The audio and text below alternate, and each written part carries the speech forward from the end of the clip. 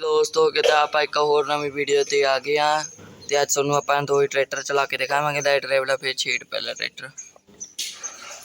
चल भाई चल चल चल चल पर देखो दोस्तों ट्रैक्टर किवें जांदा है, सही चाल चलदी है दी।